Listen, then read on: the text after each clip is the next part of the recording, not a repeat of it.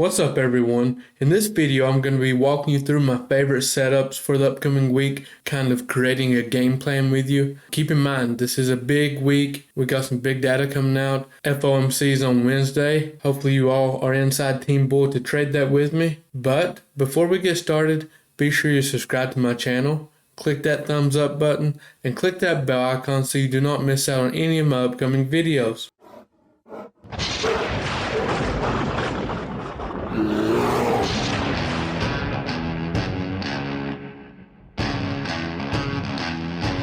Okay, let's just start here with SPY, ticker SPY. This is one of the only things I still trade options on.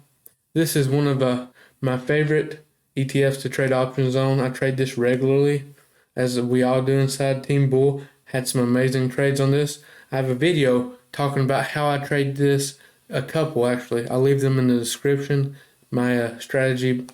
Anyways, let's take a look here. We have a clear trend line on the daily time frame. Now, my thought process about, we're going to see some big movement, more than likely this week. So, this area up here is going to be my area for puts.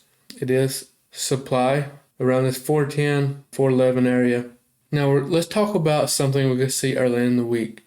This 390 is, in my opinion, a big level on SPY. We bounce. It's been a nice support, nice resistance in the past. It's been an area of confluence. I really like this level.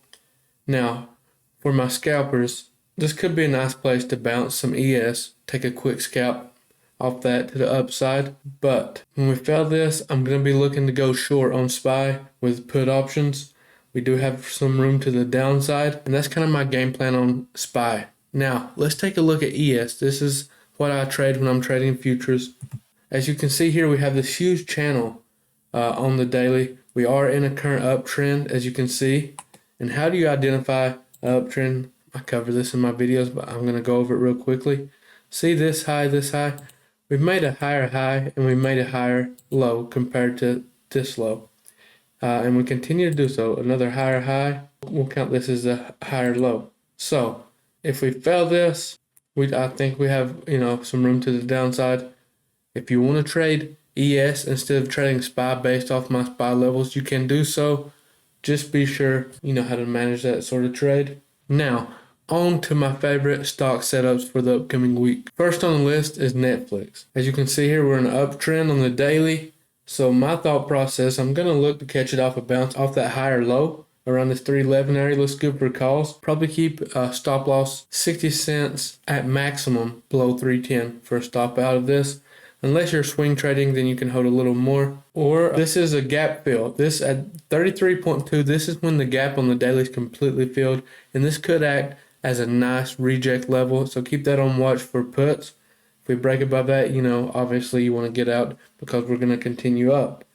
And that's kind of my game plan for Netflix going into the next week. If you're wondering what options to use, just pull them up. Be sure you have some open interest and volume.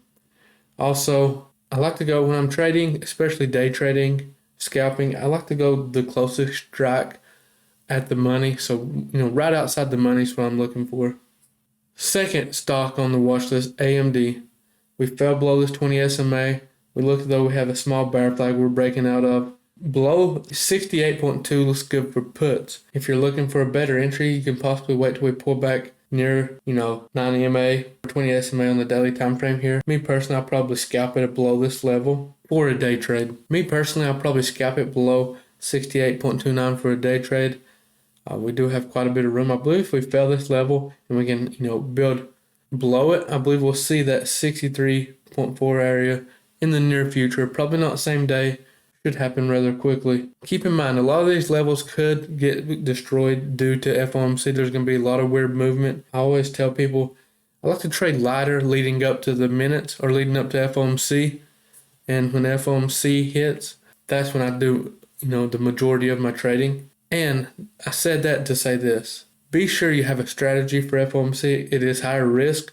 You better know what you're doing. If you have never traded it, come join us at Team Bull. Watch how we trade it. That way you'll be ready for the next one. And that's my top setup for the upcoming week. I like to keep it simple. I do not want you all watching too many setups. If you're trying to watch too many setups, you're going to end up making mistakes. You want to try to keep it simple as possible. You don't want your brain too scattered out when you're making big decisions, especially ones that involve your own money.